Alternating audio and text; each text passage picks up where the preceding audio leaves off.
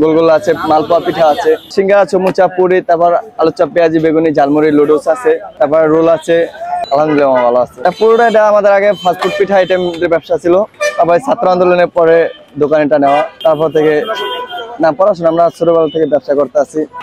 এই 15-20 ইনভেস্ট প্রথম অবস্থায় আমরা মাছ মানে কিন্তু 50,000 টাকার মতন খরচ গেছে। আমাদের এখানে আইটেম আছে অনেক, কিন্তু বর্তমানে অল্প আইটেম আছে, তারপর প্রায় 8-10টা আইটেম আছে বর্তমানে। এখানে আছে সিঙ্গারা, চমুচা, পুরি, তারপর আলু চপ, পেঁয়াজি, বেগুনি, ঝালমুড়ি, লুডুস আছে, তারপর রোল আছে, গোলগোলা আছে, মালপোয়া পিঠা আছে। এগুলো গোলগোলা আছে 10 টাকা প্রাইস, আর মালপোয়া পিঠা 20 টাকা প্রাইস, বুটমুড়ি 20 টাকা। তারপর বিভিন্ন আরো অনেক আইটেম আছে। আমরা বেশি দিন এই 10-15 বছর হইতে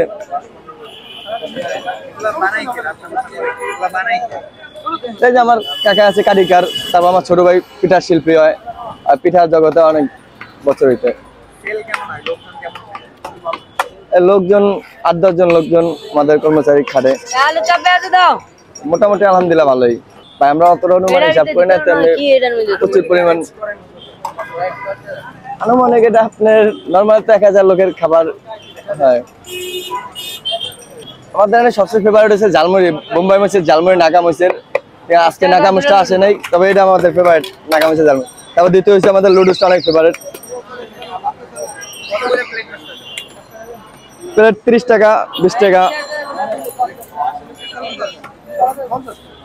ভাই। পরিস্থিতিতে মানুষের শিকার বর্তমানে মনে করেন একটা যারা ব্যবসা করে তাদের টার্গেট থাকে ভবিষ্যতে সামনে কি করব, এই পরিকল্পনা ভাবে এটা করা। এই লাইনে আমাদের ছোটবেলা থেকে এই লাইনে আমাদের পরিচালনা করা, আমাদের হোটেল বিজনেস ছিল, তারপর আমার বাচ্চারা সবাই এই লাইনে মনে করেন তাদের অভিজ্ঞতা।